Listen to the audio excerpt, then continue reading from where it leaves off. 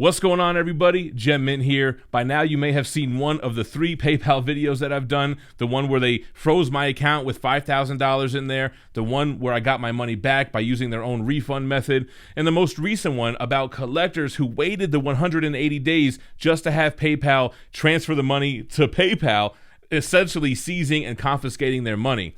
So during those videos, in the comments, a lot of people were saying, man, what should we use instead of PayPal? So that's what this video is going to be about. What are the PayPal alternatives?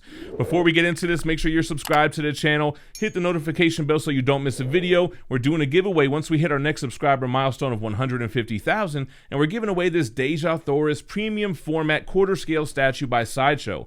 All you got to do is be subscribed to the channel, leave a like and comment on this video, and hang around to the end. I'll give you more details on how the giveaway will go down.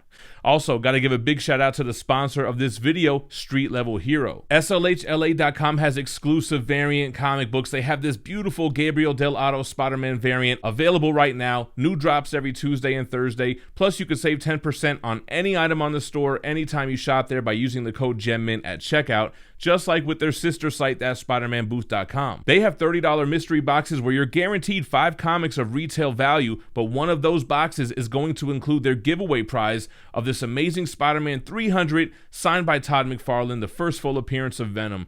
Use the code GEMMINT to save 10% off of a mystery box anytime you shop there as well. All right, guys, so this is how I'm going to break this video down. If you're selling to strangers or you're selling to people that you know and trust. If you're selling to strangers, I gotta recommend eBay. Now, I know eBay has their own set of problems. They're very buyer friendly, which can cause sellers to sometimes have to eat some fees or basically have to deal with the cost of doing business when it comes to issues on eBay. But here's the thing, eBay has parted ways with PayPal and they have their own system of managing payments. So you can sell on eBay, which has the widest market of collectors, and you can receive and get your payments directly through them. You don't have to deal with PayPal.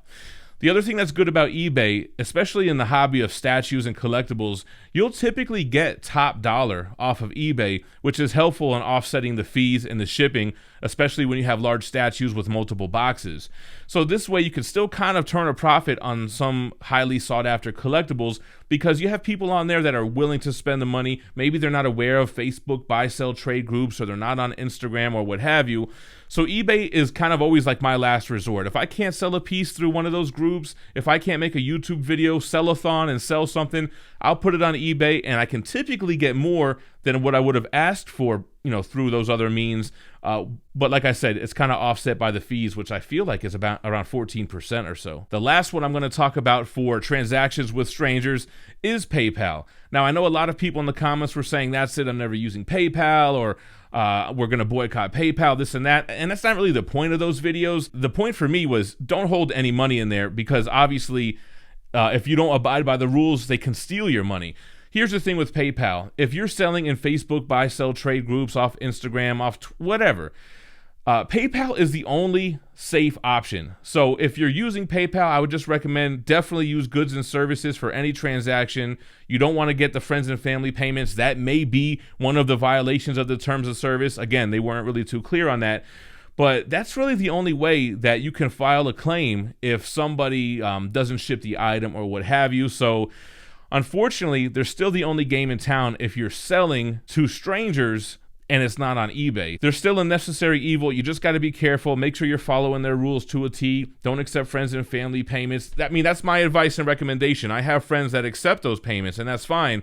But my recommendation would be if you're selling using PayPal, make sure that you're asking your customers to send goods and services or send them an invoice. Now let's talk about selling to people that you know and trust or people that you can vouch for. We're going to start with Venmo. I know a lot of people are quick to say, well, let's use Venmo or what about Venmo? My thing with them is that they're owned by PayPal. So I'm sure some of the same behind the scene tactics will apply. And I don't think Venmo is really intended for the sales of goods or services. It seems to be like, hey, thanks for covering lunch, here's my share kind of thing. It seems to be more of a friends and family kind of thing because there's no fees if you're receiving payments through Venmo and there's no buyer protection as well. So if you're selling through like the Facebook buy-sell trade groups and somebody wants to receive payment through Venmo, they could get the money and never ship it to you and you don't really have any recourse unless it's connected to your credit card and you file a credit card dispute. However, in those groups, in the community, you can always make a post, hey, is so-and-so good for it? We're about to do a transaction, this and that. And like for me, for instance, I accept Venmo during like live sales auctions or, if I'm selling statues or something, but people know who I am. I'm on YouTube every single day posting videos. I'm probably not going to steal your money and run away and have my reputation be at risk. So I'll accept Venmo, but I don't keep any money in there. I get a payment from you, I'm transferring right to my bank. Then we have Cash App. Cash App is basically the same thing as Venmo. There's no buyer protection there. If you send somebody money through Cash App, they can just disappear with your money, and there's really no recourse unless it's hooked up to your credit card. I first heard of Cash App years ago when I was working in Miami. Everybody in the office would Cash App each other when they would order lunch for the office, right? Okay, here's my 10, here's my 10. Everybody Cash Apped one person.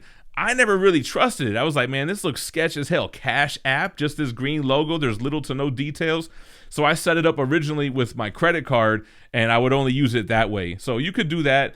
Now I'm a little bit more comfortable with Cash App. They've gotten bigger. They're more recognized. I'll accept a Cash App payment anytime. I would prefer that over Venmo because they're not owned by PayPal. The last one we're going to talk about today is Zelle. I love Zelle. That's my preferred method of payment because Zelle is a middleman that doesn't hold your money. They're typically attached to your bank or they're within your bank, so they don't hold a balance that you have to transfer. If somebody sends you through Zelle, it's basically an instant transfer from their bank to your bank. So that's what I really prefer. Like, I don't want to have to deal with somebody holding my money, somebody that could potentially freeze the account, seize the money, say they'll give it back in 180 days, but really never do and just pay themselves out. Zelle is the best. But again, if you're sending Zelle to a stranger, there's no recourse if they don't ship the item. So Venmo, Cash App, Zelle, they're all for people who maybe you trust, have a good reputation as a seller, or are well known in the community. Or if you're wanting to receive payments for other services, like if I wanted to get sponsored by somebody, I would accept payment through Zelle right away because it's just an instant transfer, no fees.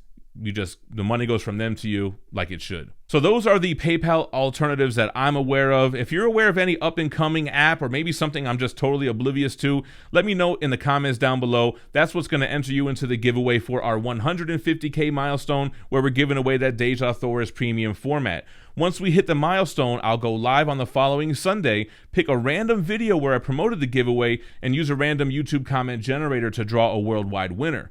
You do not have to be watching live to win. I will contact you by replying to your winning comment if you win, but you do want to comment on as many videos as possible because you never know which video is going to be the one picked for the randomizer. That's all I got for you guys today. I appreciate you watching, but don't go anywhere. Check out my Dropping Gems playlist. There's a lot of types of videos like this, things that happen within the hobby, within the community. I also have my statue unboxings, new comic book day reviews, and more. Stay minty fresh.